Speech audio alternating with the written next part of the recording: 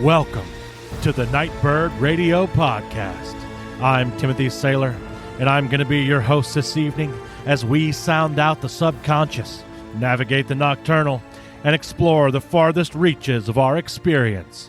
Coming at you from the back of an 86 Dodge Ram van on the rolling foothills of the Blue Ridge Mountains in the Great Forest, deep in the heart of the Kali Yuga. This is radio for the hauntological turn. This episode of the Nightbird Radio Podcast was brought to you by me. If you'd like to support the show and hear your name or a cryptic message in lieu of your name read at the top of the next episode, head to nightbirdpodcast.com and navigate to the Support the Show page. And remember to subscribe to this show wherever you listen to your podcasts and give me a 5-star rating. That helps a lot. I'm also on Instagram at Nightbird Podcast, on YouTube at Nightbird Podcast, and on Telegram at t.me/NightbirdRadio. And welcome back, Nightbirds. It's great to have you back, and it's great to be back. This week I was joined by Hanna Williams. Hanna is an artist, memelord, spiritual field guide, and student. She received her BA in Religious Studies from Naropa University and has been studying as a student within a Shakta Tantric lineage for 8 years. She teaches courses, gives weekly talks, and mentors people privately in their spiritual process. But ultimately, she is just an amateur polymath hoping to find a way to both laugh and transform through the labyrinth of her ordinary life. We talked about the power of memes, Rudolph Steiner, ritual, the creation of reality, atheism as a response to the mediocre experience of mainstream Christianity, the evolutionary process, initiation, ancestor veneration, AA as an occult tradition, changing your relationship to fear. We explored what the compost pile is telling us, the relationship between science and spirituality, paradox, remembering and forgetting, and so much more. But without further introduction, let's get to the conversation. Okay. Hanna Williams, welcome to the Nightbird Radio Podcast. How are you doing? I'm doing wonderful. I'm happy to be here today. I'm happy to have you. Yeah. So I will tell you how I found out about, I think on Instagram, my brother sent me a meme that you made. Okay. And that's just another one of these examples of this world that we live in it's kind of wild. And so I did want to talk a little bit about memes to start out with, because I've been thinking about them today, kind of. I don't know, maybe it's Wednesday thing. Do you want to give the people a little introduction? Tell a little bit about yourself first, and before we launch into that? Right. Okay. So from anyone who's listening right now, they just learned that I make memes. Okay. They don't know anything about me. Okay. And so everyone who's listening to this just learned that I make memes. And that's one thing that I do in my life. And so I have an Instagram called Organic Abundance, where I share memes that I make. And I've been doing this for 3 years.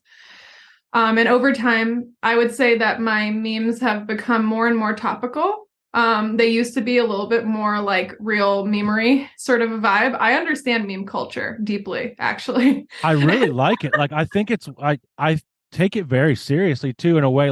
Obviously it's fun, but I find it to be quite a revolutionary way of spreading ideas. Oh, well, totally. Well, so for instance, I'm kind of dragging myself when I say I've gotten more topical, but it's true. I feel like I've gotten more topical. But memes themselves are really interesting because from a philosophical perspective, the word meme comes from memetics, which perhaps you're familiar with. Yeah. And so this basic theory or idea or school of thought around the movement of information through space, or the movement of an idea through space and time almost. And so a meme is an idea that moves very quickly through space, and the space itself is this digital sphere. And then all of a sudden we have all of these concepts and ideas landing in people's inboxes, like what happened with your brother. And that's the weird thing, right? Yeah. That's the weird thing. And then it led me to kind of looking, and I was like, okay, I want to talk to you. I think we could have a good conversation, And I think so often it works like that. Like a meme will be an entree to like a whole. I don't know. I Mhm. find that like I've had it like an entree to various ideas that I never would have even explored before. Mhm. Like I don't. Mhm.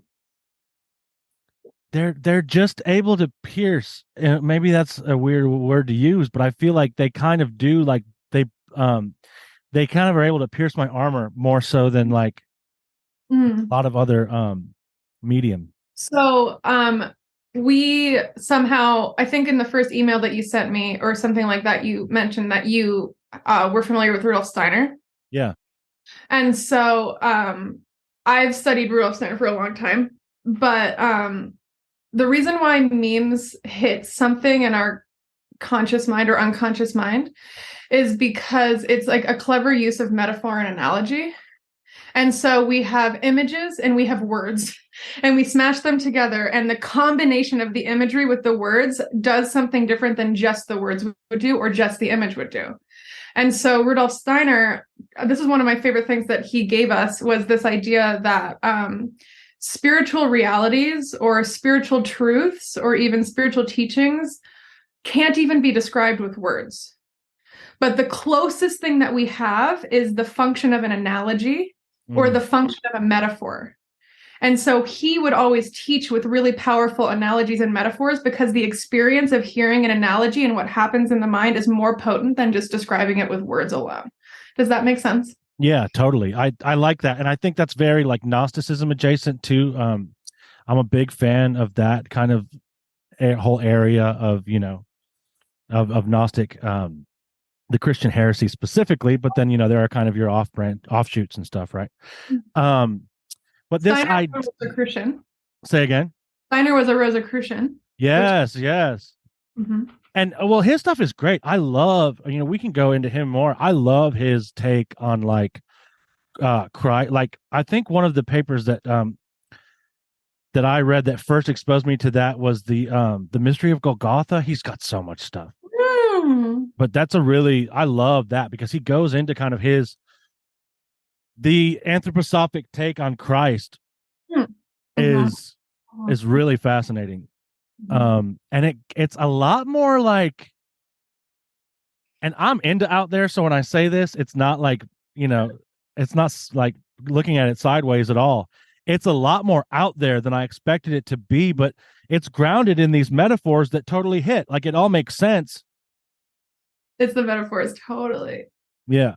And I think that to some extent the realm of the spiritual is the realm of metaphor. Like that's the realm that we're in. So when you're talking about the subconscious and when you were talking about the imaginal even, what do you think about that? I Oh, see you well, nodding. so the first thing that I think of is, so for instance, okay, background about who I am as a fucking person is Yeah, we can do that too. before I just start randomly rattling off of two people who have no idea who I am. The thrust of my like spiritual life is that I'm initiated into a classical tantric tradition. And so I'm a yogi, weirdly enough. Like most people don't look at me and think I'm a yogi, but yoga has nothing to do with the way that you look. And so I'm a yogi. But before I became a yogi, I was studying like aspects of the Western occult. So like Rudolph Steiner, big time, for sure. And then in the last like 10 years, I just have a basic interest in like world religion. I just love studying other traditions. It's fascinating to me. I think religious philosophies are like the unconscious like descriptions of different areas of the world. And like, it's like a philosophy of life in a way that I find more interesting than just like Western philosophy. I think religious philosophy is so much more interesting. Anyway, that's my shit. But when you were talking about like the realm of the spiritual is the realm of metaphor and all these things, something that comes up in my mind is in the last like 2 years, I've been more exposed to root work and hoodoo and conjure and all of these sorts of magical traditions. And a really like kind of reductive explanation of how that system works is that it's the use of metaphor. Like metaphor is like literal. And so it's like when you're doing a different working, you're conjuring different spirits, you're making a whole working fucking work. It's like there's all these physical things that you're doing as a person that are metaphoric and it's like literal at the same time. Yeah, it's a mirror. And so it's like you take a petition to the railroad so that the train will get it far away from you. Yeah. And it's not like just symbolic. It's like also literal at the same time. You know what I mean? And so I think that metaphor actually, it's almost like a way, metaphor itself, as if it was an object, is what we use to communicate with spirits. Yes. Yes. Right? Yeah. And it's in like, and I'm glad that you went with this example too, because that's going to be like most of the listeners' wheelhouse too, is like the ritual workings, because that's kind of where I come from too, is like a Western occult mindset. Also love learning about world religions and stuff too, but yeah, so when you do that working, when you're talking about, you know, I'm often doing a multitude of things. I am acting out a drama in the physical with how I'm arranging things, or with, like you said, putting something on a train, or if I'm like sending a letter to the catacombs with someone's name on it because they wanted to go away. And then I'm also often doing something in my mind, which involves, you know, like that whole level of focus and awareness. And then I'm saying words. And then I'm like, so I've got intention, metaphor, the actual words, and so it's like I'm encoding reality with all these levels of the working. And it's kind of like it's like putting a pin through multiple layers of paper or something. I don't know, but yeah, totally. I see that. Well, intention, metaphor, and words all together kind of sounds like a meme. Right. Yes. But it's also like, I think, you know, in many religions is the initial act of creation. Like, you know, there's the water, and then there's the nothingness that floated over the water, and then the words came over the water. Now that's just the biblical one. There's Oh wow. Yeah. Yeah, from my tradition's view, there was like a spark of creation. So like God was just like completely formless and incomprehensible at one point. No form, like literally we cannot even conceive of this. Like it was this formless reality. And then there was a spark of creation, because the formless reality was like, what if I wasn't just one thing? What if I was two things? Yeah. And then it's like, what if I was four things? What if I was, and then infinite? And now we suddenly are on a podcast with each other. Okay. Right. but below, so there's the spark of creation. And then in that spark of creation, there were three processes. There was Icha Shakti, which is, oh my God, what's the word? It's like desire. Yeah. Desire was actually the spark of creation. And then there's Jnana Shakti, which is intellect. And so from desire, there came intellect. You had to think of the thing that you desire. And then there comes Kriya, which is action. And so you have to take action on this thing that you want. So the whole process of creation is desire, and then thinking, and then doing. And that's happening constantly. That's awesome. And it's lovely too, because there's so much there. Like right? Like, sure, it sounds simple, and it is in a way, like it's three things, but there's so much that I can pull from that in my life that will like never stop unfolding over my life. Yeah. Right? Like the fact that I have to have desire for the thing means that it starts within me. Like my desire for that thing is already, it's that thing being me. Love it. Yes. And then that's actually what I think is really interesting, is that this idea that desire is prior to intellect. Because we might think that desire actually comes after intellect. But the idea is that the desire comes before anything. That's what I think. Yeah, desire comes before anything. Yeah, that's really good. Yeah, it's very interesting. And it's like, it's one of those things that's like, sure, it's theoretical, but like if I actually try to apply that to my life, it will make my life better. Yeah. Like it's practical too. Yeah. I use a metaphor of like making art to describe the divine process, because it's like, I'm an artist too. And it's like, when I want to make something, the first thing that happens is the feeling. It's a feeling. It's like, I have this desire, like I want to make something.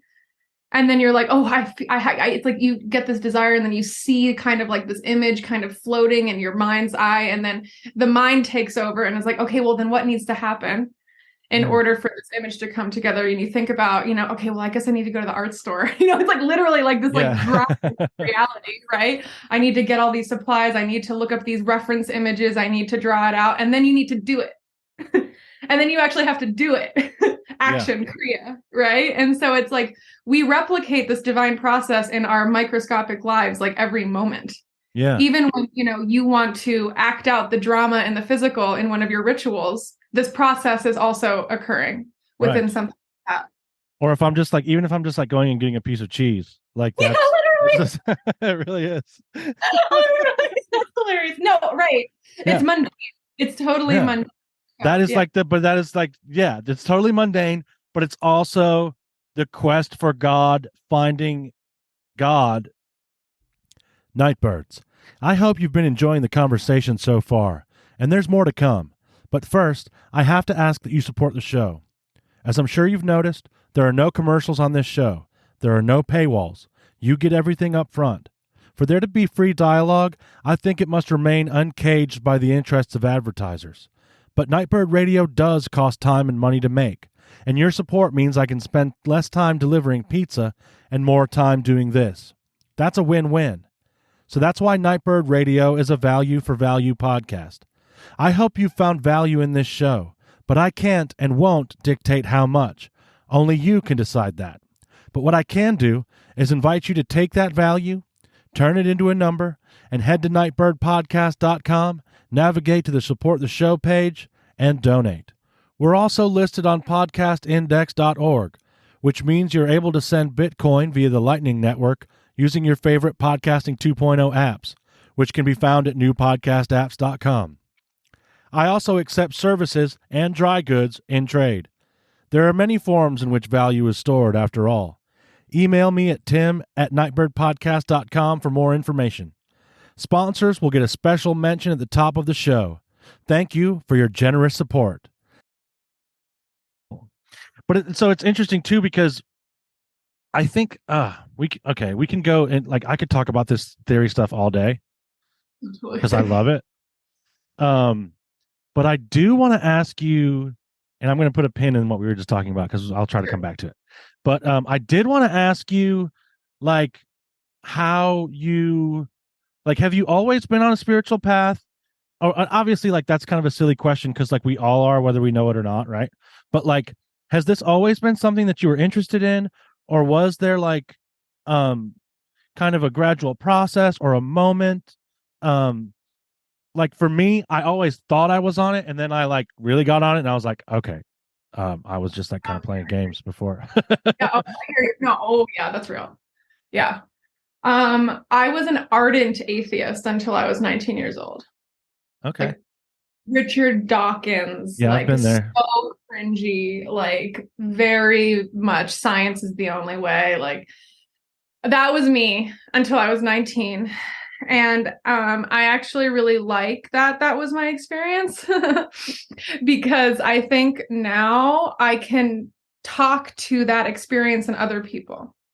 Yeah. And it's not that I think everyone shouldn't be an atheist. People should do whatever they want, right? But there are a lot of people who feel that the mechanistic worldview that we've been given isn't enough. And they get really confused. And I've been there. And so I feel glad that I had that experience because now I can speak to those kinds of people more compassionately. But the reason why I was an atheist, and this is something that I don't think I've ever heard anyone else talk about it like this, except for me. But I know that I'm not alone ever since I started talking about it like this. The reason why I was an atheist was because it was me responding to kind of like the conditions of my upbringing. Yeah. And so I had a parent who told me every single day that I was an idiot. Like I had a really mean mom. She was really mean to me. And she was constantly undermining my intelligence. And it was her own fucking problem, right? Like she was, I mean, who does that to a child? That's like so fucking bad. And so she undermined my intelligence basically when I was a kid, and I vowed in myself to prove her wrong, basically. And so and so there's that, and then there's also like the worldview that we are offered as Americans in kind of like normative Christianity is so fucking unintelligent that it's like an insult to our intelligence as people, I think. Yeah, and it's not even really like a I would say that it's almost like also materialistic in its scope, like to say that like it's like I just didn't find much spiritual about it, even though it said like this book was like literal. Yeah. No, and I think we both know that there's other emanations of Christianity that are more intelligent, right? Like Rosicrucianism and Gnosticism. Like there are other strains of Christianity that are offering something different, but the one that the average person is presented to in American culture is like insulting to our intelligence. Yeah. Anyone who's like really thinking about shit is like, this is not the explaining story that I want to participate in. Well, and it gets to the point where like for me, and I don't want to interrupt your story too much, but it does get to the point for me where I'm like, this is a hit job. Like this is like, because I can see like the beauty of what Christianity can actually be. And especially like early Christianity was just like a bunch of goths hanging out in graveyards with bones and stuff, you know, like really cool shit. And that's all just basically taken out of it, whitewash it, take away the divine feminine. And because I was a Methodist, and it's like, that is the most watered down shit. Like, let's all sing very, you know, like, just like that. I don't know. Yeah. No. I feel like. And I even got some through there. But anyway, continue your story. Oh, yeah. So anywho, the point that I was trying to make is that mean mom undermining my intelligence compounded with the unintelligent narrative that I was presented with in normative Christianity to create the perfect conditions for me to become a fucking atheist. Like, of course that happened to me because I was trying to prove my mom wrong. And so what do you do when you're in middle school and you're trying to be smart? You learn about science. And so I started like learning about, you know, just like what do smart people learn about? You know what I mean? And so I just took that system of knowledge and fit myself into it, right? And so within this sort of the system of knowledge of materialist science, which I'm not anti-science at all, but it's like within that particular worldview, even just the average person who's in that worldview, it's like if it can't be quantified, it doesn't exist, right? That's like a pretty simple understanding that the average person would have. And so obviously I was like, we can't prove God, so God not real, right? And so like that was just where I was at, right? And I think that's like, it makes sense that I felt that way. And then so then what happened? I had an well, yes, things happened. Like something happened, obviously, because now I'm not just like a not atheist. I'm literally surrounded by pictures of saints in my office. Hell like, yeah. As one does. I was gonna say, if you just look over there, I have like a whole blown altar with Go ahead. No, I have an altar on my desk. Like, no, like it's like I'm a theist. This band has more altars in it than most American Christian churches do. Totally. And so I'll try to go through this pretty quick, but basically what happened is I had an experience when I was 19, when I was I left home to go to college, and I was living with a bunch of girls in this 2-bedroom apartment, as you do when you're 18. And they were all believers, like they were all Christian. And I was just in a totally different place. I moved across the country. And I was I know-it-all atheist, totally obnoxious. And I reacted to them. And I was like having this whole thing where I was like, it's my mission to prove them wrong. I'm like, this is so fucking embarrassing. But this was also like 12 years ago. Sure. And I was very different. Okay. And there was one night when I was literally in my bed, and I was on YouTube, like, I swear to God, like listening to like Richard Dawkins or some shit. I don't remember who it was, but I was like listening to some lecture. And all of a sudden, I remember, I can picture it so clearly. I was like looking across the room, and then there was like my closet. And all of a sudden, I started having this experience. Okay, the only way I can describe this, somebody who's listening, maybe you will understand what I mean by this, but I started having an experience of experiencing. Yes, I do know what you All mean. of a sudden, I was like, yo, this is like actually happening. And then I was like looking at the things in my closet, and I was like, I'm actually like looking at these things. Yeah. And then it like spiraled or like got bigger and smaller at the same time. And all of a sudden I was having this kind of like dissociative experience where like I couldn't tell if anything was real or not. And I was just dead sober, by the way. Yeah. And I was like in my bed having a fucking experiencing the experience. And all of a sudden I kind of like snapped out of it. I love it. And I was like, what the fuck was that?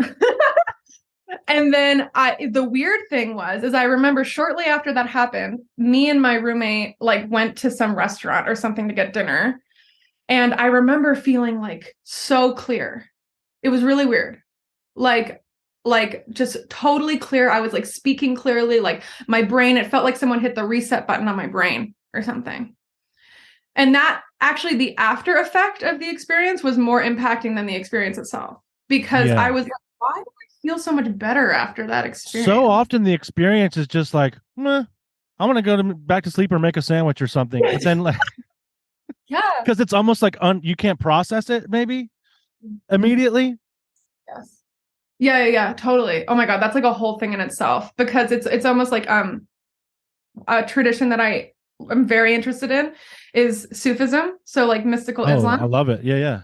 And one of the things, so they would describe when you do a spiritual practice or when you have a spiritual experience, you don't just want to go into ordinary life immediately afterwards so that you just squash it. What you want to do is taste it and drink it. That's the language of the tradition. And so that's when you have the spiritual experience. And instead of just opening the fridge and eating a piece of cheese, you like stop for a second and you're like, whoa, how has this impacted my being? Yeah. How do I actually feel right now compared to how I felt before? And like really feel it. Right. That's good. And so I do think that I was tasting and drinking the experience afterwards. And that's why it had an impact on me. Yeah. And I like that a lot. That's really good because I feel like integrating the experience is the difference between like, because, okay, it's good because this is one of the questions I was going to ask you was like, how do you have a spiritual awakening and then like go buy groceries? You know what I mean? Like, how do you have this in like an intense initiation experience, like, which is what I would describe what you had, and then, go pay your bills? Like what? And so you're getting to it there, right? Because if I think that, and I'm just spitballing here, but that may be the difference. And you can only speak from my own experience. Would be the difference between me, like, kind of maybe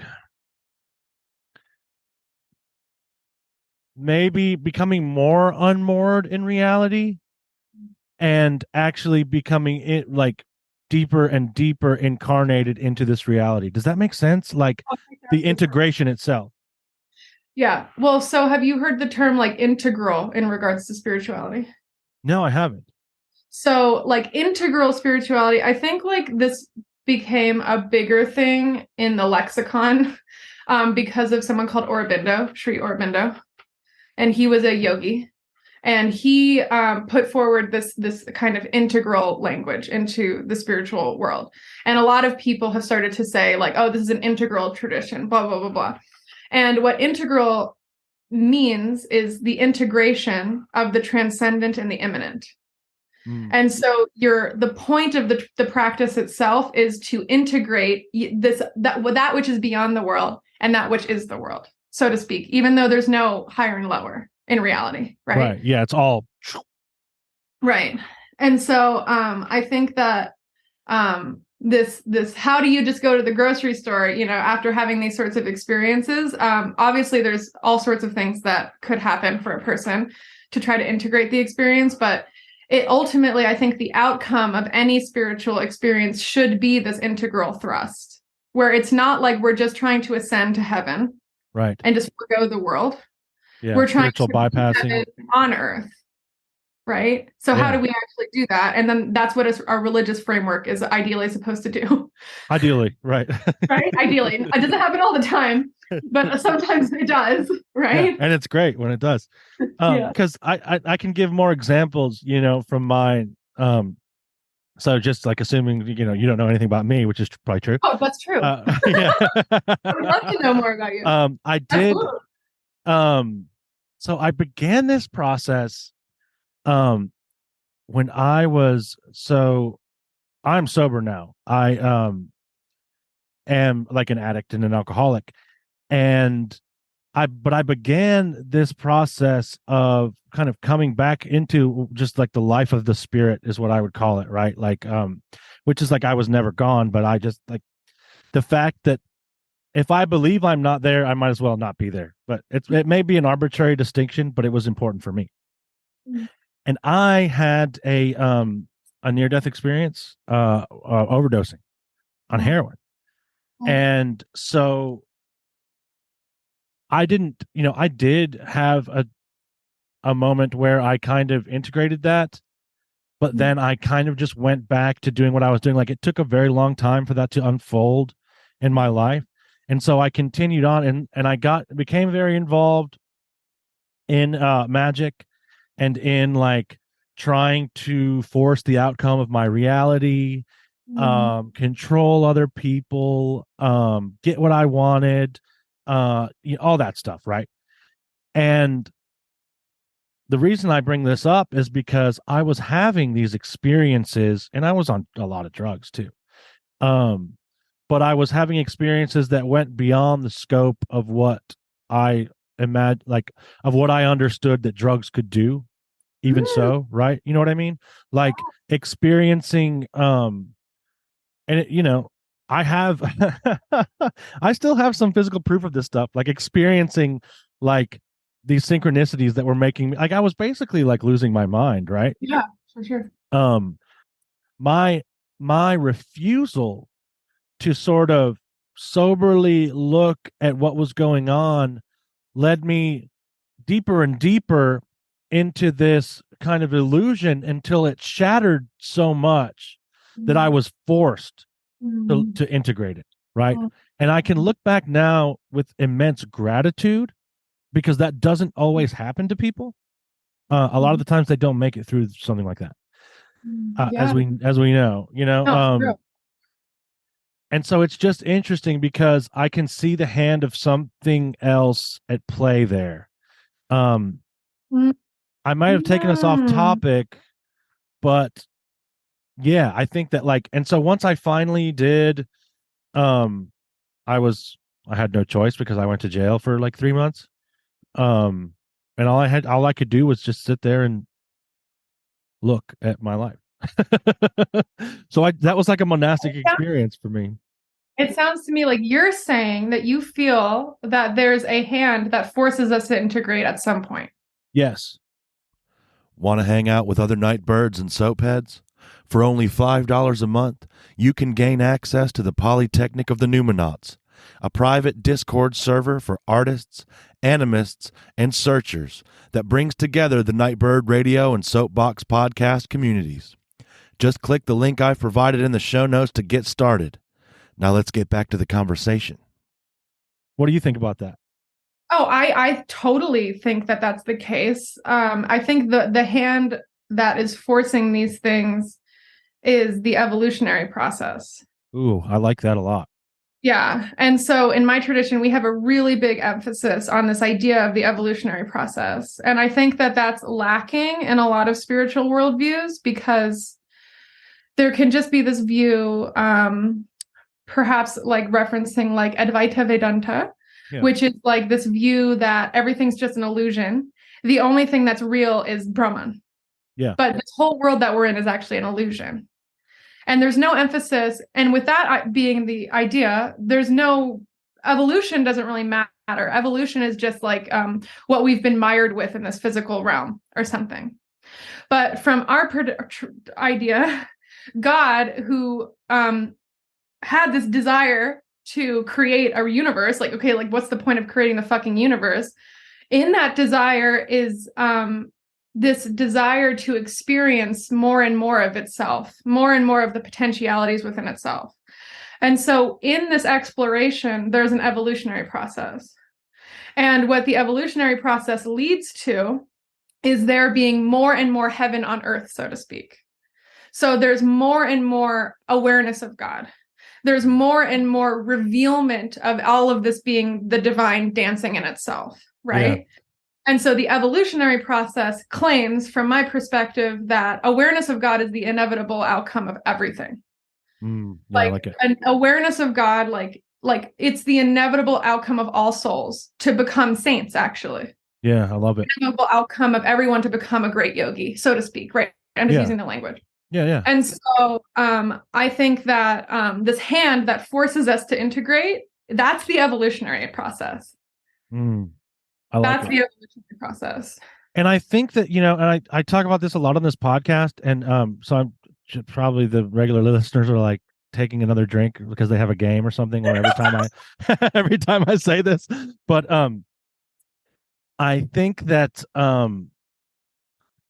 that these things used to be a lot more like we had systems, and they do in other parts of the world. They do have it. It's not like it was ever lost, right? But in the West, this kind of system for this evolution, like to make it I don't want to use the word streamlined so much, but it is a little more streamlined, right? Like a process of initiation, a process of like having teachers that will bring us through this is like what leads to things like my initiation journey, which was totally what would you call it? Dangerous and chaotic, right? Like at the very least. I was initiated, but like the world initiated me because we don't have like as much of a structure for this. What's your opinion on that? Well, interesting. So, I actually gave a talk like a month ago about initiation, like as a concept.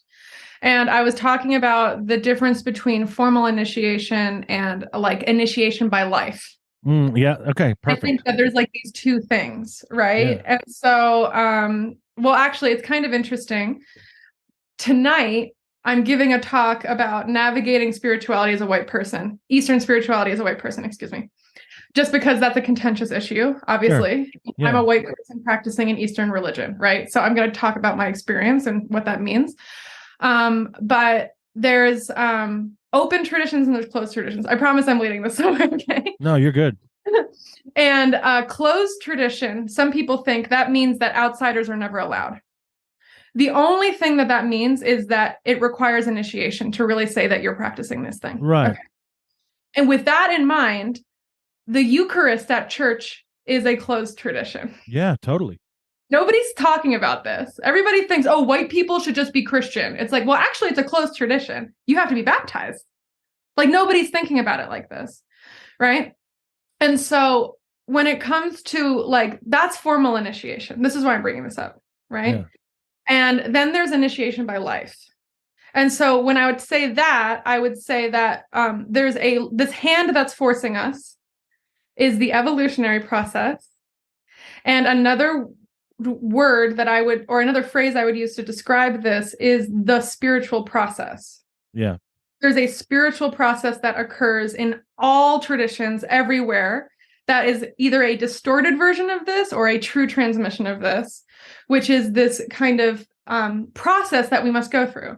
And it's like, you said it yourself. It's like, oh, maybe you need to find a teacher, or maybe you need to like do these certain practices or get initiation or all these things. There's all these different cogs in this spiritual process machine. But the life itself sometimes is what is initiating us in this process. And an example from the Western occult is the elemental trials. Have you ever heard of this? I haven't. No, but I'd like to hear about it. So I don't know exactly where it comes from, but there's Rudolph Steiner talked about it. And it's kind of like the initiate. He always uses the word like the spiritual aspirant is known as the initiate. Yeah. And so the initiate is when they start taking the spiritual process seriously. This doesn't just happen randomly. It's always after you start taking it seriously. Yeah. They will be presented with different trials. And so the trial of the trial of fire is an example is somebody you work with starts slandering you or something. Yeah. It's like people start speaking out against you. And what you have to do to pass the test is handle it with grace. See, this is so interesting because this happens naturally in people's spiritual journeys. Like you can see it. Yes. I'm going to have to look into that. It's really cool. I can send you an article. Yeah, please. I'm describing it. So trial of fire is somebody speaking out against you and you pass the test when you don't throw fire back. Yeah, okay. You just handle it gracefully. Okay, this is just an example. Yeah. The trial of water is suddenly things in your life start going like fucking crazy. Yeah. And so the way that you pass the trial of water is you go with the flow. You fix things as they go, but you don't fight everything falling apart. Yeah. Okay. And so this is just examples. And so I think that life itself will initiate us no matter what. But then there's the reality of, okay, well, what actually works and how serious do we want to be? And sometimes the things that actually work are when we are working with a tradition, when we are working with a teacher, when we are like doing these more serious things, that literally has a higher efficacy rate than just going on your own, in my opinion. Yeah. If we're really talking about efficacy. Right. Well, and one of the cool things is that there are so many ways to do that. And obviously like a physical teacher is like, well, we're having a physical experience, so it's probably a good thing to have one or two of those at some point. But there are also spirits that will aid us in this. And that's one of the really cool things, like, because I too went to a long phase of atheism. Mine was like kind of a reaction against the church and stuff that happened in church. And so when I kind of came back around to this and was like, oh shit, like I got extra friends. Like there's a whole like posse of people that care about my well-being that I'm traveling around with. You know what I mean? Your council. Yes. Yeah. My team, right? And some of them are ancestors, or some of them are, maybe like people I knew in some other life that made a pact of some kind, all kinds of stuff, right? I don't even know. Like everyone has their own different thing going on. Saints, angels. I know you mentioned that you were surrounded by saints. Yeah. I literally have pictures. I have a picture of Ananda Mayama on my desk. Hell yeah. All Indian saints. Actually, I have a picture of Hazrat Inayat Khan, who's a Sufi saint, but I'm a yogi, so I have like all this Indian influence around me. But yeah, it's good. I'm really, really into teachers, actually. Really into teachers. Yeah. And there's something to be said about a teacher that is willing to still teach after they die. Like that's some, like I hear that. Yeah, there's actually so here's a picture. This is my living teacher, and then that was his guru. And his guru was someone called Dhyan Yogi Madhusudandas. And he actually died temporarily when he was like 100 years old or something. And when he died, this is the story that he told. When he died, he met Lord Ram, who was his Ishta Devata, his chosen deity. And Lord Ram said, "You can't die yet." And he was like, "Oh, okay." And Lord Ram was like, "You can't die yet because you want to help people too much still." And so he brought him back to life, and he lived another 16 years. He was like 100 years old when he died. So he lived at 116. And he came to America actually shortly after that and started working with Western disciples. But I just think that's so pure that somebody could have this experience where they die. It's like God is like, no, you care too much about people. You have to go back and keep helping people. And then you can die. It's like, but these saints, and that's the whole reason why I'm into saints, is because they are here incarnate, either in the astral or physical, to help us. Yeah. really believe it, I do too. right? 100%. Yeah. And it's one of those things that's like, um, there's a Carl Jung, when someone asked Carl Jung, like, does he believe in God? He said, I don't believe, I know. I Yes. just know. And when I think there's something about like Mighty Dead and just like the relationship with the dead that I think is like one of the that's like starter pack human religious like starter pack human spirituality is like we revere our dead. Like that was like, they find like multiple 1,000-year-old remains, I'm whatever, like, and it's gonna be like a dead body with like some flowers, and that's how they like they use that as a benchmark for like for spiritual practice. Yes. It's like one of the first things they find. Mm. And like this is deep shit. Yeah, Ancestor veneration. I love it. That's Totally. like one of the biggest, like most, like a lot of what I do is that. Mm. And so, that's interesting that you tell that story because what happened to me when I died was I saw I was in the woods and saw an old man with one eye and a wide brimmed hat. And like I woke up and my like wife at the time was like beating on my chest and said I had gone blue, and I was screaming Odin, Odin. And Why? so like that was just like I always thought Odin was like a cool god, you know what I mean? Like I was just always into that mythology because I was always into mythology. But then later, when I looked into my ancestry, that is like a god of my ancestors revered going way back when, because like I've just like all the sides of my family are like German, Northern European ancestry. And continuing to kind of like follow that thread and pull on that thread and work with that deity, it blurs the line between like gods and ancestors, right? Oh, totally.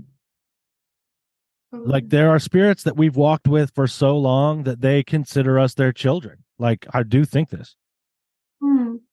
I think that gods and deities are personifications of certain divine principles that are like beyond their kind of Odinness. Yes. There's yeah.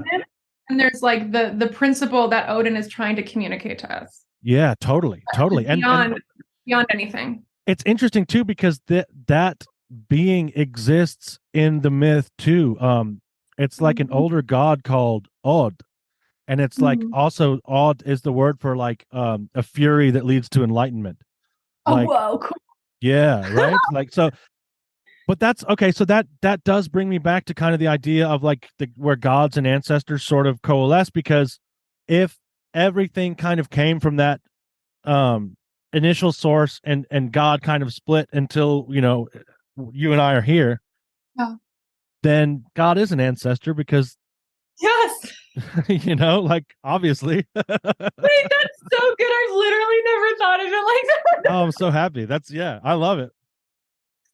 I think love that. And the stars are the same way, right? So like since right? like if you look at it scientifically, you can look at it straight up scientifically and still come to that conclusion, because if we like if all matter is forged in the furnace of stars, then the stars are our ancestors. Oh my god, I love this. This is very inspiring. I like this way of looking at it. I'd never thought of it like this. This is good. Yeah, I'm glad. Happy to share it, because I spend a lot of time with them. For anyone listening that is on the fence about this, like, because there is a lot of like, there's some baggage to this, and people think that like, like, oh, my ancestors did bad things. Well, like, then they need you even more to like pray for them. Like, no, totally. But actually there's a whole other view. Okay, so this is like a whole thing with the white experience, which makes a lot of sense, where I think there's a lot of white people, we have our own burdens that we have to untie as we try to make a more just world, right? Yeah. But I think in the white experience, when it comes to spirituality, like there's so many hang-ups around ancestor veneration. And people are like, I don't want to venerate my ancestors. They were colonizers, like they were slave owners, which may have been true. That absolutely could have been true. And there's a whole other view that's I actually learned from like one of the most powerful hoodoo practitioners in Denver, where she was like, everybody's, and she's not white, and she was like, everybody needs to shut the fuck up. I love it. I'm with her. And she was like, our ancestors aren't fixed beings. Yeah.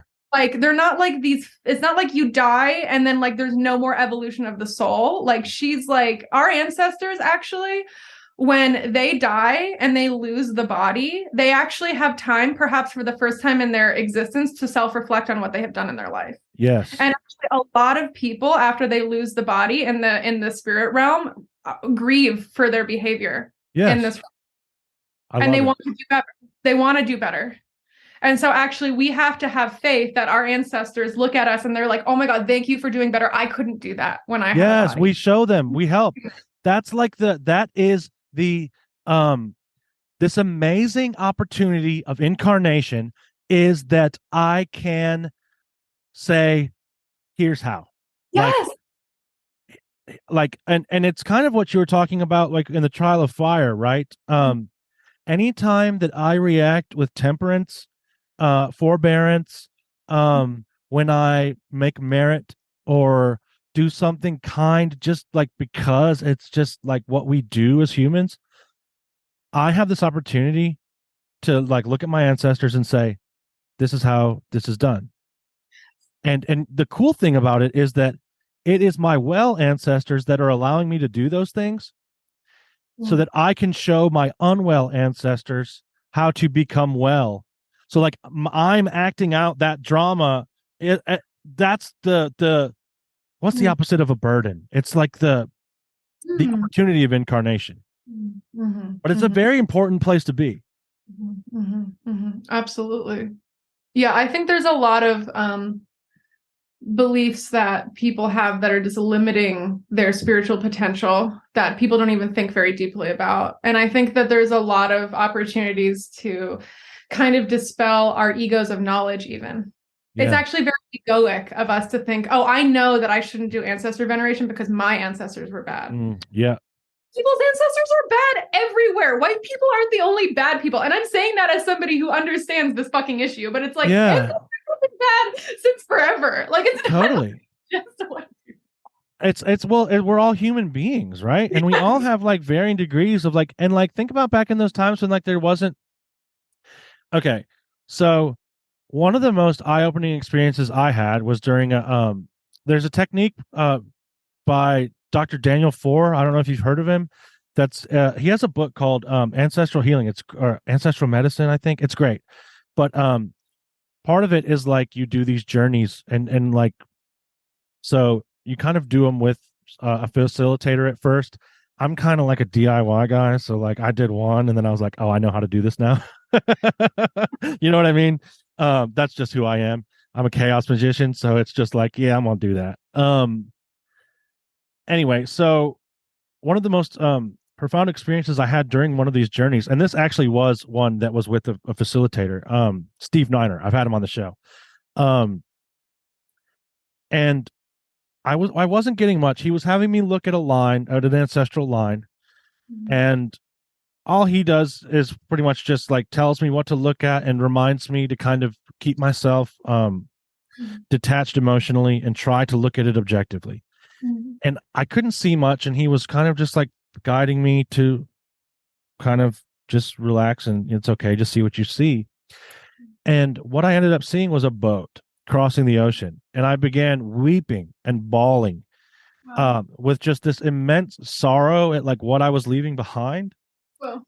And I could see the land spirits of the place that I was leaving, and that severing was like heart-rending. I was like, so I experienced these emotions, and I told him about it, and I thought about it afterwards, and it really put a lot into perspective for me, because like these people that might be seen as colonizers, they're really just like being pushed across the board by empire. Yes. And like they didn't necessarily want to come and leave the land spirits that they had been one with at one point either. Oh my God, totally. Jesus. Yeah, that's a crazy point. And so it's all just like, I know this is a cliche, but it's like people that got hurting other people. Yeah. No, real. And that's what we have an opportunity to kind of get square with. Like I can kind of clean up my side of the street in that, and it's kind of awesome. Like contempt prior to investigation. This is a concept that I get from AA. And in the book, the big book of Alcoholics Anonymous, it says one of the greatest sins we found to be contempt prior to investigation. And that's when I talked down on something before I've even tried it. Oh my God, yeah. Wow, that's wild. Contempt prior to investigation. Yeah. That's real. Damn. My partner is 12 years sober, and so I've heard about all kinds of stuff with AA and things like this, and he thinks that AA is like totally like an occult school.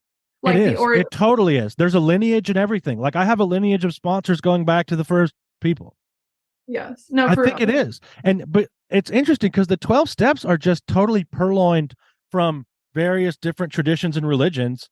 And they were just like, well, we just need something that works because we're going to die. Yeah. Yeah. And like, that's an amazing teacher. Like now I look at that with gratitude. Like my addiction is my greatest teacher and fear is my compass. Yeah. Like that hand is forcing something through that experience. Right. Just like you were talking about. So let's talk a little bit more about you. What were you afraid of as a child? I think you might have touched on it a little bit, but maybe it's different. I don't know. Well, you can mirror back to me what I said, but I think when I was a kid, I was most afraid of the when I'd be asleep at night and then I would like wake up and my room was really scary because it was dark. Like the pile of clothes in the corner was like somebody watching me or something. Like I would get super spooked, or I was like super afraid of aliens. Like me too. Aliens like were like watching me through my window. I had a lot of like paranoid stuff when I was a kid, and it makes sense because I had a parent who had really terrible boundaries with me in regard to being constantly watched in very inappropriate ways. And so I kind of took that experience and mythologized it in my own way and was like, oh, aliens are watching me, that sort of a thing. But definitely I still kind of have this experience as an adult. I've worked through a lot of it, but I get a little spooked in the dark in my room. I get a little spooked. But the way that I relate with that feeling now is actually just based in the experience of fear at all. What does fear do? Fear is a really interesting experience because it completely distorts reality. And so fear turns the pile of clothes into a person. Yeah.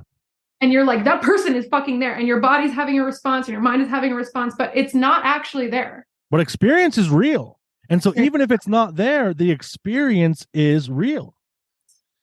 Right. Yeah, it's wild what fear can do. But there's all these spiritual concepts as well, like Rudolph Steiner in his occult path. One of the first things that the initiate needs to learn how to change their relationship to is fear. Yeah. And when you look at the really, really big picture, the reason why you need to eliminate fear is because when you cross the abyss, you will fall into the abyss if you're still afraid of it. That's really good. So you have to learn how to change your relationship to fear, not eliminate it. Right. My relationship. When is fear real? When is it useful? When is it not useful? And those are really serious questions. Those are really, and I have been going through that recently because I was, and especially like the last couple of years have caused this to become even more intense. Like, fuck fear. I'm going to not have any of it anymore. And, of course that didn't really happen, But what I've come through learning is like what you're saying. Fear can be incredibly useful for me because fear, there be dragons, means I haven't gone there yet. And so Yeah. if I want to expand my spiritual life and if I want to expand my experience and have a new experience and a different experience than I've had before, then the dragons are showing me exactly where I need to go. It's the and I use this quote a lot too. This is another bingo card one for me probably, but the Joseph Campbell, the cave you fear to enter holds the treasure you seek. Yes. Yeah. It sounds like you're saying fear can be like a compass Yes, yes. in the direction we need to go in. Yeah, absolutely. When I can, and I think there are probably some pre requisites for me for that. Like there are many things that I probably need, and this is just speaking for myself, but you might find that you have the same experiences. There are things that I need to be doing in my daily practice to make sure that that is my relationship to fear. Hmm. Like cultivating an awareness practice of any kind, right? Otherwise it could probably be dangerous. I don't know. Oh, wow. What isn't, but So a quote that's coming up in my head when you're saying this is it's a Sufi quote, and it was spoken by a saint called Rabia of Basra, who was one of the first female Sufi saints. oh, very cool. And she was famous for saying, "Oh God, if I worship you for fear of hell, then throw me in hell. If I worship you for want of heaven, then close heaven's gates. But if I worship you just for the joy of it without anything in return, then please do not leave anything from me," or something. Yeah. So I think that can be like a really reorienting thing when it's like, are we just eliminating fear because we want something, or are we eliminating fear because do you see what I mean? It's like we constantly have to with ourselves, like get really fucking good with ourselves. That's why I call it navigation, because I constantly have to be checking different, I hate the word data almost at this point, but like it's useful. I have to be checking all these different, like I'm navigating, like what's the wind doing? What's the water doing? What time of day is it? What stars are showing? It's navigation. And so I have to kind of constantly be checking. And this may be kind of just my own mercurial way. Mercury is like huge in my chart. Yeah. So, I'm very like, you can, just hear it in my voice. Like, but yeah, no, I like that a lot. I'm gonna have to check that out. Very cool. So how about so you had that experience of experiencing. Yeah. How long did it take you to kind of follow that, or maybe pull on that thread? Was it an immediate thing, or tell me a little bit about Sure.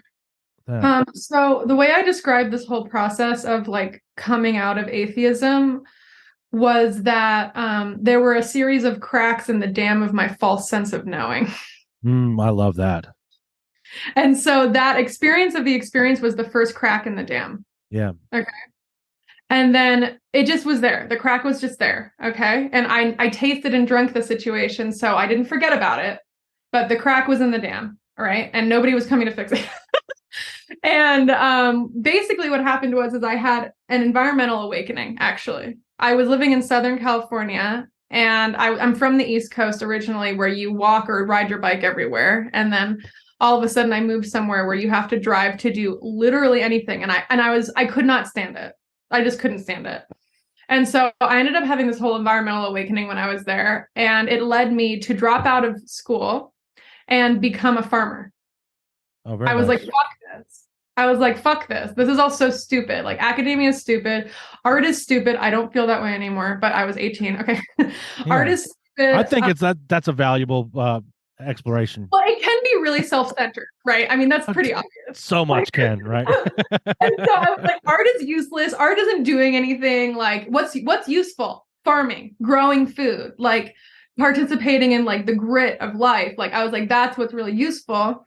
And so I dropped out of school, and I used to have Swedish citizenship. Nothing bad happened. It's just a stupid story. And I went to Sweden to work on a farm. Okay. Cool. Very cool.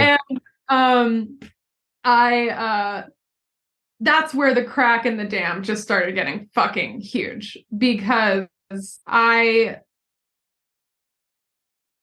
grew up outside of Philadelphia in like a suburb right outside the city, where like my exposure to nature was like pretty minimal. It was like there's like parks and shit. Okay. Like I didn't have like a nature upbringing. Okay.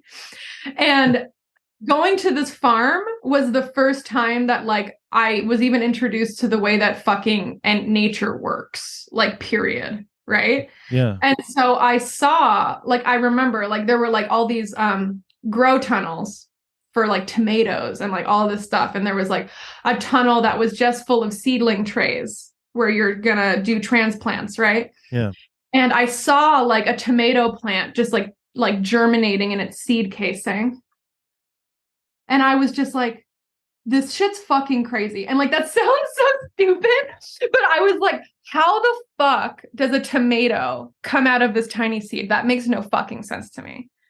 And I was like, this is crazy. And then I knew that there was a scientific explanation, but for some reason it just didn't hit anymore. Like for some reason I was like, the scientific explanation for how a whole ass tomato plant comes out of the seed is actually not cutting it for me anymore. Yeah. That was not cutting it for me anymore. I love it. So I started having this was like a 3-month period of traveling around to different farms where I just started learning more about ecology. And I was just basically like humbled by the intelligence of nature. Yeah. Because the thing that started to happen was the seed casing, the act of making compost. This shit's crazy. Like all of this stuff, like permaculture, which is the replication of ecosystems on a farm, and like all these things, just the way that trees arrange themselves so perfectly in a forest, and like all of this stuff. I just mycelium and like all the stuff, the information that travels over that. Like, I wasn't even there yet. Like that's like next level shit. But like I literally just could not shake this feeling that there was something intelligent at work in life. Like the something was alive. There was some almost like a cognitive process at work that was orchestrating all of these things that was totally in friction with like a lifeless, insentient genetic mutation worldview. Like that just like stopped cutting it for me, basically. And so basically the dam just started, like the dam just fucking just like was destroyed, basically, by this intelligence in nature. And then, well, actually, no, that's not when the dam was destroyed. The dam was destroyed when I actually moved to England when I was 20 years old to study biodynamic agriculture, which is Rudolph Steiner's agriculture. Yeah. And I basically just went, the hand of God sent me there. Like I basically like only went because my aunt was an anthroposophist. And she was like, oh, you're into agriculture. My son did this program in England. You should go do it. And I was like, cool. Like, I like didn't even think that hard about it, honestly. And so I end up at this anthroposophical college in England. And literally, I had never been exposed to like people who are critical of science, but like in a very intelligent way. Yeah. And so I end up at this school and there's all these teachers that are giving lectures about like the limitations of a purely scientific worldview. And I remember like thinking to myself, like, where the fuck am I? Like, I was like, this is fucking crazy, because I don't want to also say that science denial isn't dangerous. We've got like climate deniers. We've got like all kinds of like, dinosaurs were implanted by Satan, like all this kind of shit. So my red flags kind of went up a little bit when I first went there because it was so against my worldview. But then I met these 2 instructors who were teaching about a concept known as plant and animal phenomenology. And so phenomenology is like the study of the objects of the senses. It's like the study of like how we can actually know something to be true through the senses, sort of. That's kind of a nutshell explanation. And so both of them kind of taught me about how to kind of read the landscape of nature as this like intelligent thing, and how like God is like really orchestrating all of these things, and how like there is this like spiritual impulse behind everything. And the dam just went fucking crumbling, basically, after I met these people, because the thing that they offered me was a coherent system of knowledge that's totally stacks up, that just happens to be separate from the system of knowledge that we're presented as regular people, right? Yeah. And I had never been shown like, oh my God, there could be a whole system of knowledge that is so coherent and totally makes sense, that explains everything, that hits me so much more than science ever did. And it's separate. And they're both valid in their own way. But I had never been exposed to that before. I love hearing that. And I personally think that Western civilization as a whole, or if you want to call it that, Western society as a whole is kind of going through that collectively right now. But I think that the reason is because science, I don't think is meant to stand alone from all of these things. Like when you look at the history of science, it goes hand in hand with like spiritual. Totally. Right? Like if you look at if you look at alchemy, if you look at astrology and astronomy, those were like going hand in hand until there was like this split where it's like the Enlightenment is really kind of what did this, where it's like none of this gets to hang out together anymore. And I think that's a tremendous loss. Like scientific inquiry and spiritual exploration like go together better than anything, in my opinion. And just like this idea that they have to be separate, I think is causing like a mass break with reality. No, I think like this would like cause so many fucking atheists to crawl in their skin, but I feel like scientific inquiry was at first a method to more deeply comprehend the glory of God. Yeah. Like that was the original impulse. Totally. Like we want to comprehend the glory of God. Let's try to study it. Let's try to understand how this world works, which is an emanation of God. Like that's the original impulse of science. And if you actually meet a real scientist, they're just curious about truth. Yeah. They just want to understand how reality works. You know, it's like well, I think it's a Richard Feynman quote where he's like, the first sip of the natural sciences will lead you to atheism, but God is waiting at the bottom of the glass. Oh my God, that's so fucking wild. I really struggled to that, but that's the quote. If you could look it up. I get it. That hit really hard. Yes.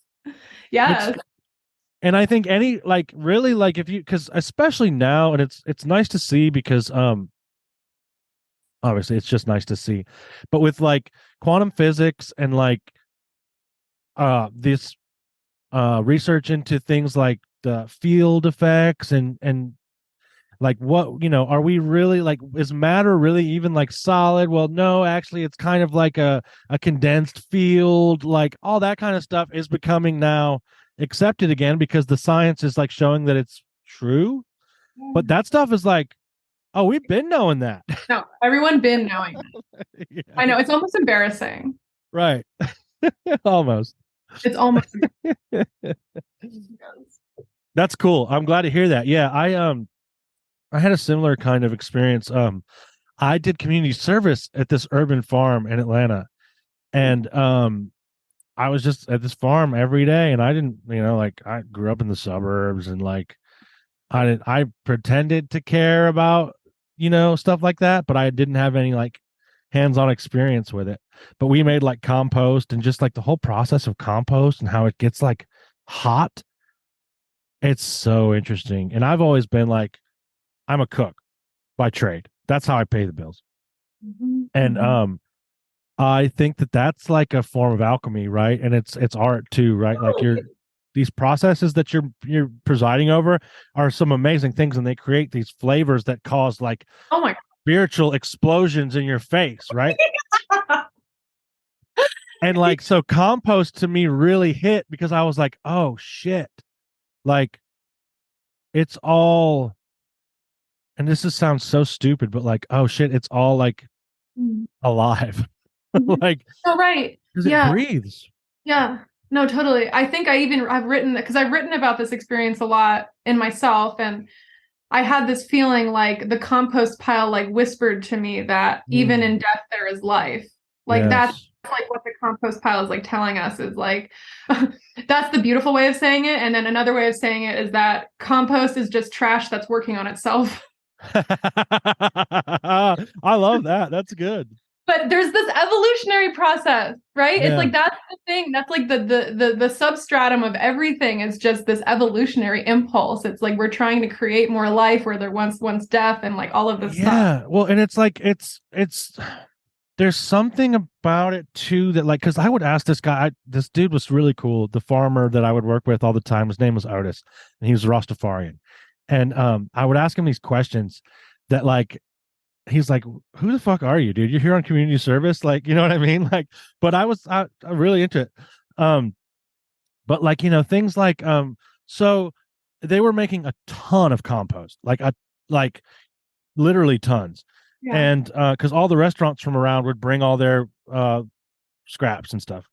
Mhm.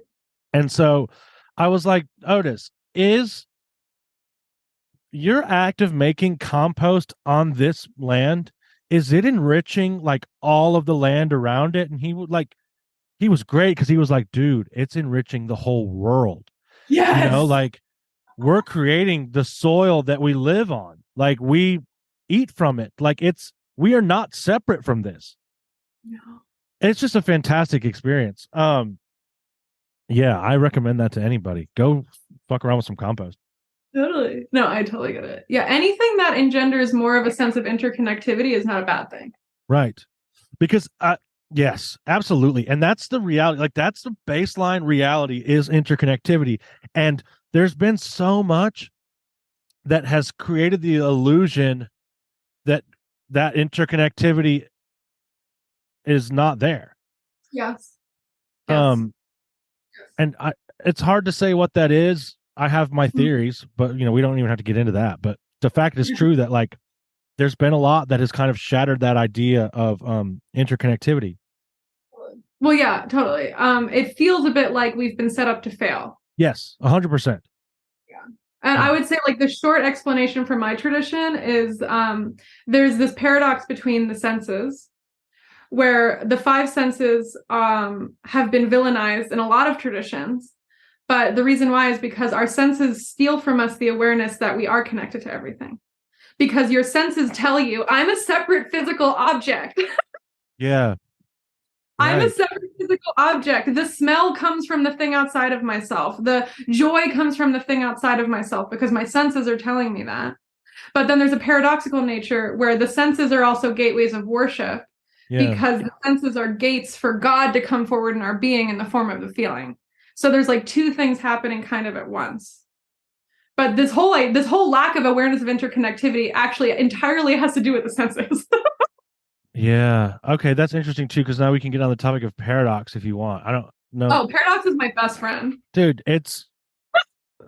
and what you just said is like this great example of a paradox being like the gateway to actually the deeper truth, right? No, God lives inside of every paradox I've ever known. Yeah. She's just hanging out in there, waiting to see if you'll notice her. Yes. It's why, you know, teachers ask students riddles. Like there's things to chew on that I'll never quite love it. Yeah, I think oh my God, paradox is so fucking wild because I view paradox as on one level, it's kind of like mind training because I think people who are uncomfortable with paradox don't make it very far in the spiritual process because paradox is something that challenges our sense of knowing. Yeah. And so if you're really uncomfortable with paradox, you probably are too firm in your sense that I know what's going on.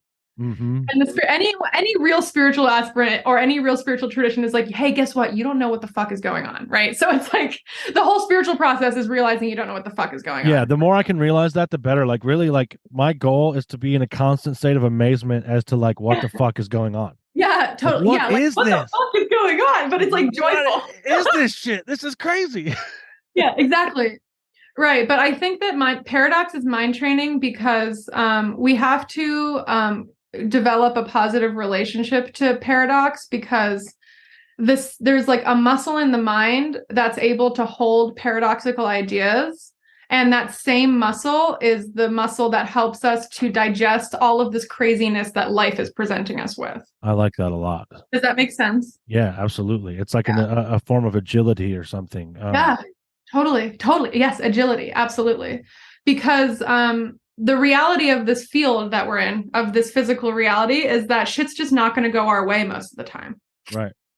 And so if you can't hold a paradox, you'll also struggle with being able to hold the craziness that life is constantly presenting us with. And the path of yoga is being able to just like vibe with that, make the realm better, but at the same time be like, I'm not even in control of this realm. Yeah. And I'm just let it wash over me. Right. Like the fact that I came here to do that. Yeah. Like I believe that the spiritual being, this immortal light being that's within me, came here to do this.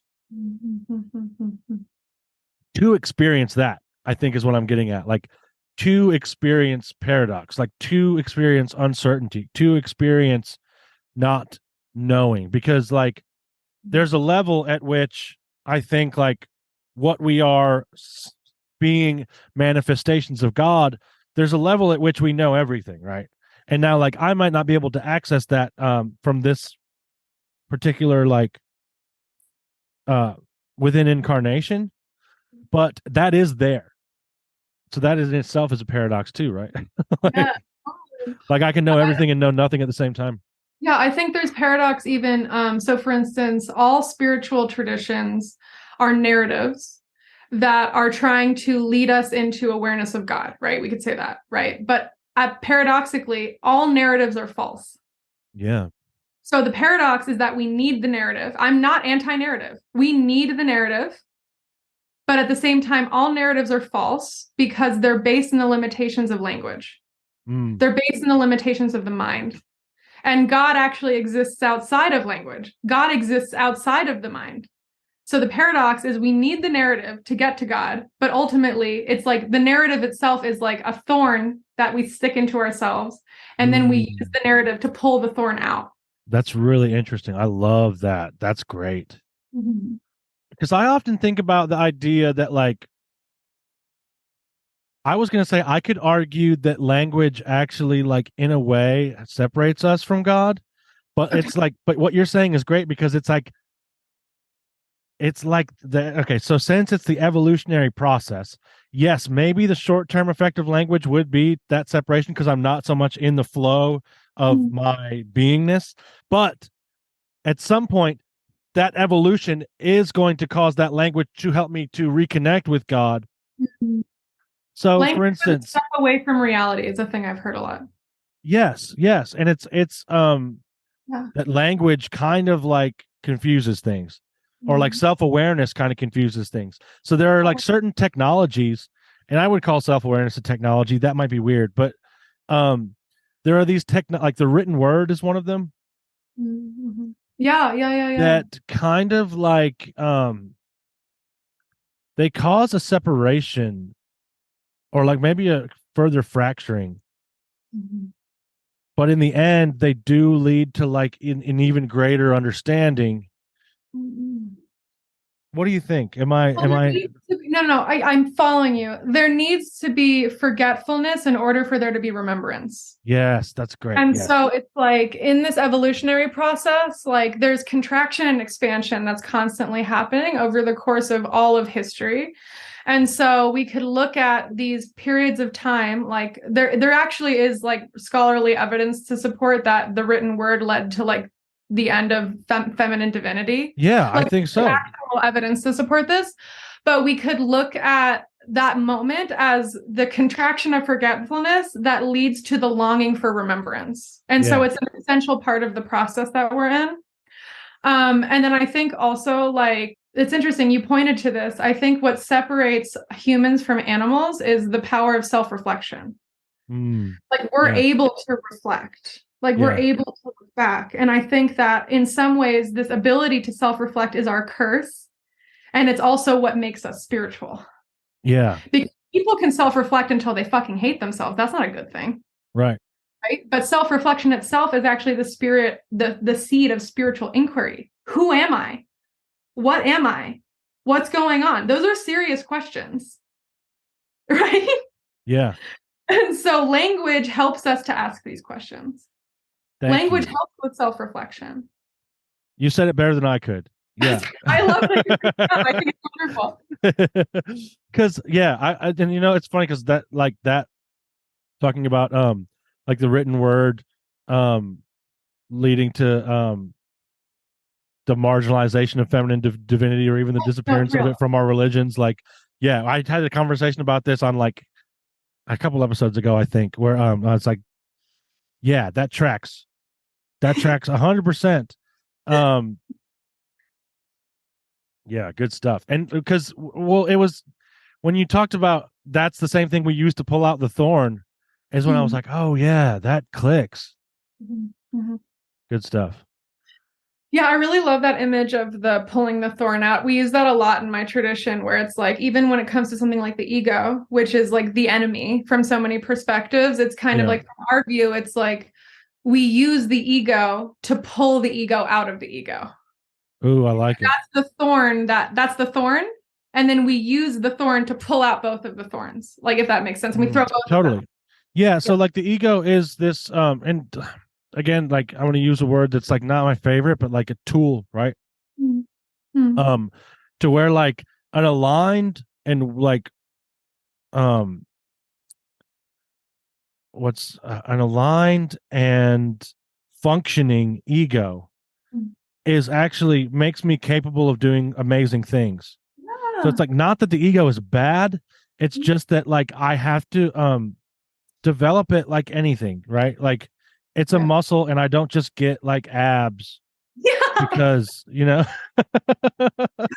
as much as that would be cool.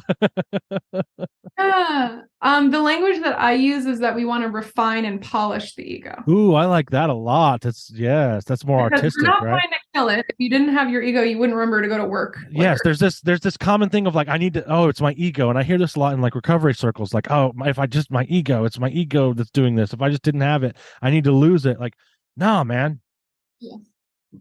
That ego, when serving the divine, is like an amazing force to see, I think. Yeah, it's the instrument that we use to express expansion. Instrument is so much better than tool. Thank you for that. Yes. Now, I use the word instrument when I talk about the ego. Ego is major in my tradition.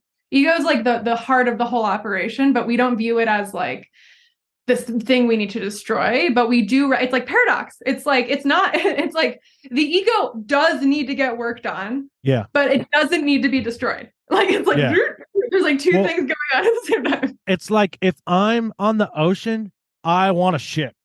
And I think the ego is kind of like that for reality. Like, if I want to navigate this reality, I'm going to need an ego.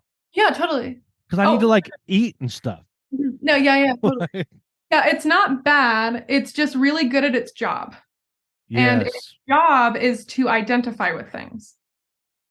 That's literally from the yogic perspective, not Jungian psychology. Jung has a totally different idea of ego, all these sorts of things. From the yogic perspective, the ego is the identification system of the mind. And so in Sanskrit, ahamkara is ego. And that literally translates to I am the doer. Oh, I like that. So the ego thinks I'm doing everything in a limited sense. And if you really get into some spiritual inquiry, you begin to realize that that's false, because the only thing that's happening is God, actually. And God is doing everything. Yeah. God is doing everything through you. Oh, and so ego work is realizing that you are just an instrument of God. Yeah. You don't destroy yourself. You don't vilify yourself. You polish yourself so that you can become a more refined expression of God, who is the one who is doing everything the whole time. That's basically the yogic process. In a nutshell. I love it. That's great. It sounds great. Yeah. So it's not bad. It's just really good at doing its job. Right. You have to just give it a different job, basically. Give it a job. Yeah. A different job. Very good. Ordinary ego is like, I'm separate. I'm this person. I'm bad. I'm blah, blah, blah, blah, blah. And then you give the job, you say to the ego, okay, cool. You're really, really good at that. What if we started to identify with more than just ourselves? Yeah. What if we were the forest? Yeah. What if we were the sky? We kind of want to expand our sense of self. Well, that perspective shift is nature. Everything to me. Like, again, I'm going to go to the AA stuff. We call it the total psychic change. And it is. Yeah. Like, there's a Rumi poem about this that's great. It's I think it's The Worm's Awakening. Are you familiar with it? Oh. Check it out. I'm not gonna do the listeners a disservice of trying to remember it. But it's really good. It's basically, the idea, and it's a short poem. It's not long. But the idea conveyed by it is this: what we're talking about, like once, and it's talking about this worm that like is addicted to eating leaves, but the worm, I know it's great. It's Rumi's awesome. But until the worm realized that it was the leaves and it was the whole garden and it was the entire world and wasn't hungry anymore. Yeah, you should check it out. You'll love it. I'm gonna try to find it. Yeah, I'll send it to you afterwards. Okay, please. Yeah. But it's that idea, right? Like, and I think that for me in my sobriety was like a huge deal. Like, oh, I don't have to devour anything because I am everything. Like, I have it, I am it. And that was actually like, to me, at the root of, now others may not vibe with this, that's fine, this was my experience, but that was really at the root of my addiction, was this inability to exist in my own skin, right? But once I realized that there's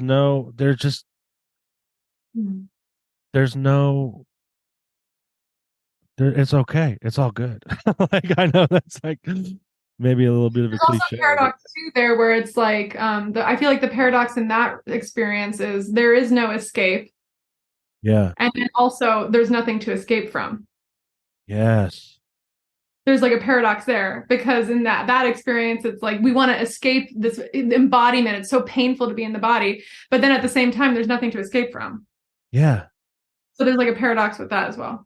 Right. Well, there's no escape, and that becomes like, okay, well, if there isn't any, then what am I going to do? Like, great, I don't have to do anything. Don't have to try. Well, with your last few minutes, I would like you to share what you've got going on, where people can find you, promote what you need to promote. Right. I'm on Instagram on organic.abundance. That's the best way to just taste what I'm throwing out in the world. And I also have another Instagram that's in the bio of my Organic Abundance Instagram, which is the spiritual process with dots in it. And that's the one where I talk more about like what I actually do, like vocationally. Like, this is also like my vocation, is like talking about spirituality. And so I teach classes, like I even mentioned earlier. I give talks every Wednesday night. This Sunday, I'm teaching a 2-part course all about spiritual devotion. Like, what is the experience of spiritual devotion? What happens if you don't have spiritual devotion? Why is this so important? So I'm giving a talk about that. And I work with people one-on-one. I do all kinds of stuff. So the best way to learn more about that is just to check it out, I think. And that's awesome. What I'll say. Yeah. Thank you so much for coming on. I had a great time talking to you. Thank you. I did too. I genuinely enjoyed it. Blast. Yeah. So I hope you enjoy the rest of your day. Okay, cool. Thank you. Thank you. Do you experience weird shit? Do your parents not like to tell their friends about what you do in the woods? Do you make more friends in a graveyard than you do at a party populated by living humans? Do you have interactions with beings that are not strictly considered human? Do other people look at you like you're crazy when you mention talking to trees in casual conversation?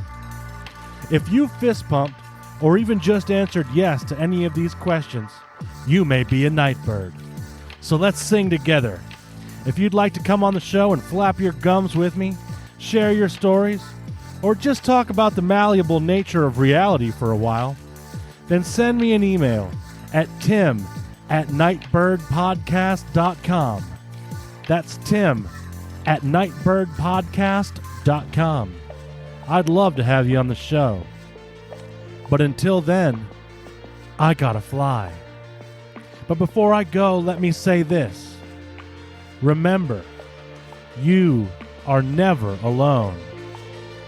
I believe you.